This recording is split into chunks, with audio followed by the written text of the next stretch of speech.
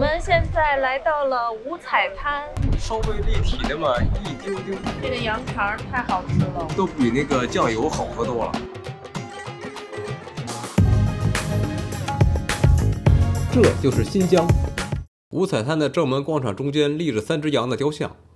这是在新疆地区的一片著名的雅丹地貌。我们现在准备沿着观景平台先过去看看到底怎么样。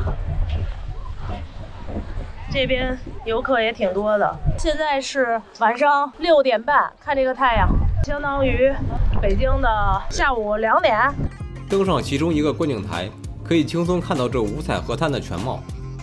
景区被中间的额尔齐斯河一分为2。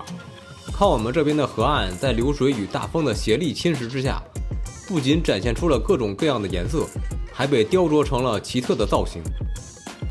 五彩滩这里有好几个观景台，从角度来看其实都差不多，最大的区别就在于在不同的光线下，颜色就会有差别。这里能看到白色的，有点泛黄的，那边还有一点泛淡紫的。然后往这边看是有土黄色的和中间夹杂着红色的。从这条线都可以看出这块滩石的历史挺久远。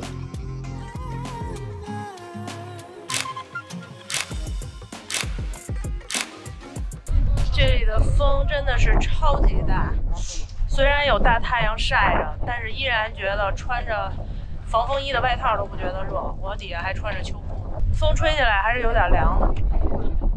所以这里能看到好多的风车啊，那边的云好好看。我们在五彩滩这里看到了一个这样的土堆，它好像是先用木头把它打出架子之后，再用泥夯上的。这种方法好像多出现在干旱的地区，因为他们就不下雨，所以这些泥也不会被冲垮。但是这里这个单独的一个土堆也不知道是干嘛用的，也没有任何指示牌。旁边倒是有一些假的马呀、羊啊的雕塑。看那边3层的那个观景平台了吗？一会儿我们就要爬到那个上面来俯瞰一下整个的这个五彩滩。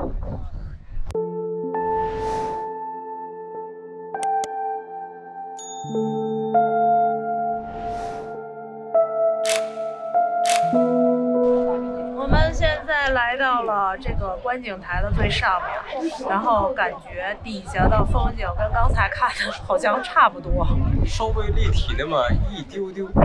然后我现在觉得我费半天劲爬上来有点多余，还好只有3层，还好。咱俩为什么跟说相声似的？我是逗哏的，你是捧哏的。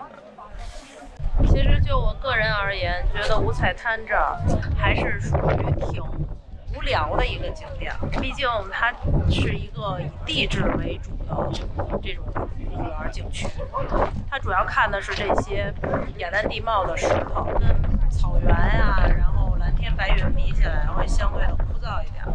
不过毕竟是祖国的大好河山，哪哪都会很好。看到了个宣传册，这个形象好可爱。应该是羊驼、熊和兔子吧。树的那些枯掉的胡杨树干，有的都快成化石了。五彩滩很漂亮，不过我们来的时间似乎不太好。如果能是在傍晚的时候，天色再暗一点，就会更好些。那些个石头会被染成金色。五彩滩并不大，我们从头到尾也就逛了1个小时。接下来我们没用多久就到达了布尔津。晚餐在一个酒店的宴会厅，来开门，我进。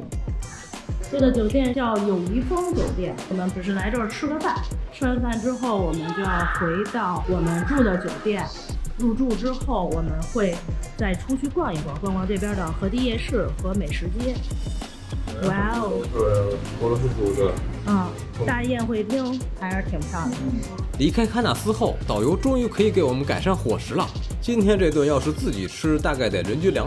今天是冷水面，有各种各样的当地出产的冷水鱼，有烤鱼，然后有红烧鱼，然后雷打不动的大盘鸡，还有炸鱼，西红柿炒鸡蛋，时蔬，白菜粉条，加一个小的炸鱼，很小，炸的挺酥脆的。帮我加一个烤鱼。可我拿个。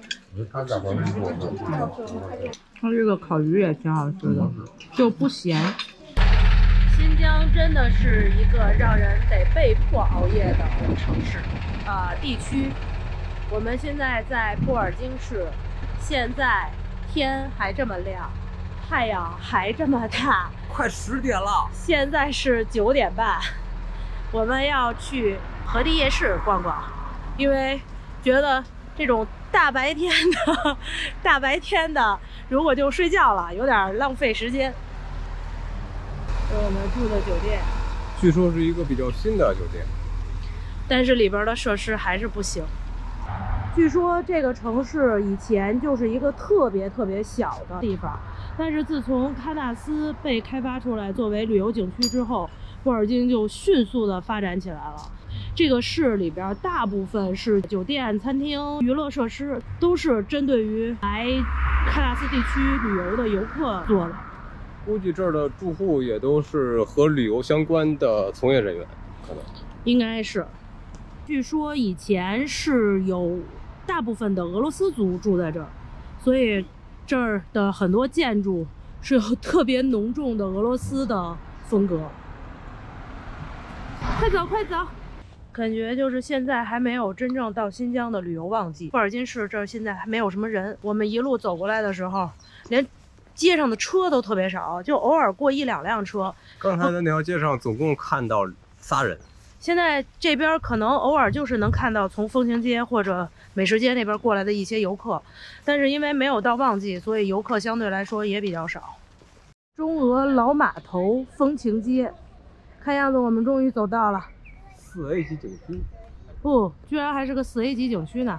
走，往里边转转看看。他们这是城市形象吗？这个就哪儿都是这个羊驼和这个像兔子还有熊，你看。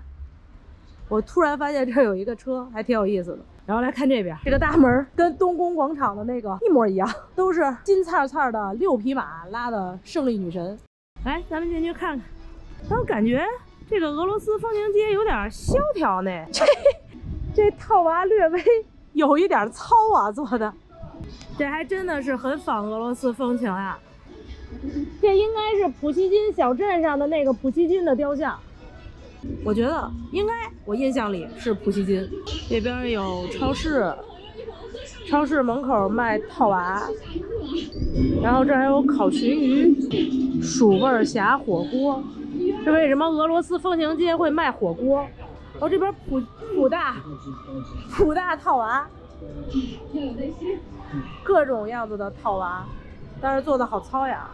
这边还有小矮人，是怎么回事？小矮人跟套娃什么时候搞到一起去了？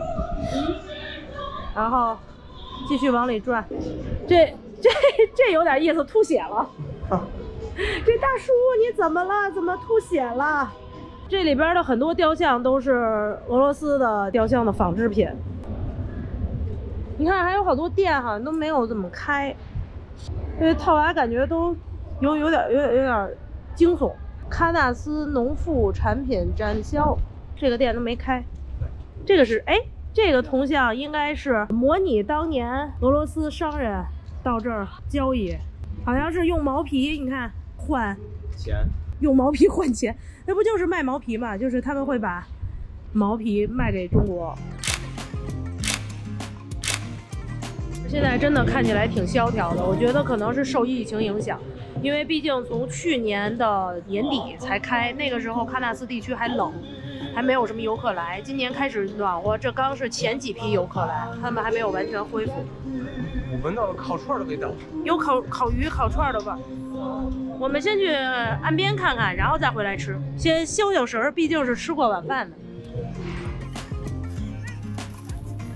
看看这个夜市河堤，鄂尔齐斯河河岸，傍晚的河岸真的好美。这个路灯还没亮，路灯要亮的话应该更美。远处的风车在徐徐转动，不远处就是中苏通航老码头。从1901年码头设立到1960年中苏关系破裂之后，可可托海的矿石就在这儿源源不断地运到苏联。如今成为了纪念光荣历史的地方。回去夜市继续逛吃。我来看看这里边的夜市，烧烤。咱们先溜一圈，再决定吃啥，好吧？我想吃羊肉，哎呀，一会儿找羊肉吃。都是以烧烤为主的。我们刚才点了点烤串，因为是吃过晚饭了，所以就不太想吃大的东西，吃不下了，所以但是馋肉。新疆版格瓦斯，看着颜色跟东北的不太一样，比东北那个浅哈颜色。对，味道差不多。和咱们在那个二道沟还是那二什么来着？二道桥的那个大包装啊，味道不一样，没有那个甜。和东北的格瓦斯差不太多。对，跟丘陵的有点像。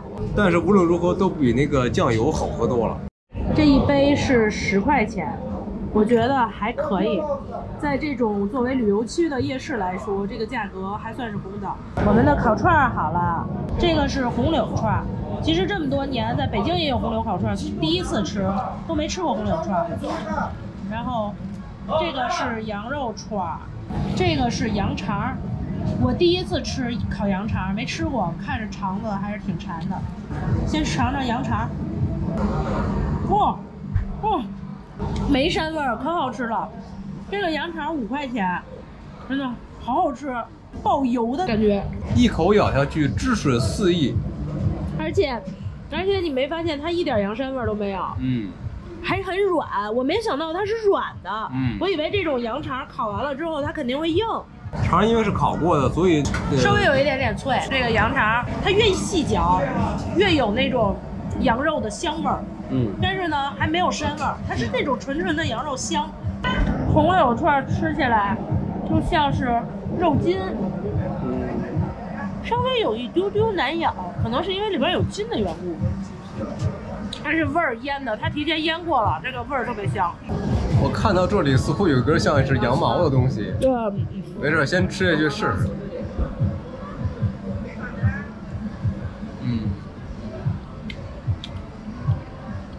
说实话，我一直对于红柳的烤串吃不出来什么，不过似乎是和铁签烤的有点区别，好像是有点区别，就是除了那个肉块大之外啊。这个羊肠太好吃了，我们决定再加4串。虽然说已经肚子很撑了，但还是很想吃。另外一个吃得下去，这个东西好像是在北京吃不到，所以就肯定要在这儿吃爽了。再次吃饱喝足，我们再次漫步在布尔津的街上。树底下都打了景观灯，然后感觉蓝色阴森森的。又看到了这3个吉祥物。刚才我们问了当地人，中间那个白白的，我们以为是兔子的，其实是喀纳斯水怪。要是真这么萌的水怪，我希望它有1万只。我们吃饱喝足，准备回酒店休息了。明天见。我们被抛下了，别忘了点赞订阅我们的频道，可别错过我们精彩的新疆之行。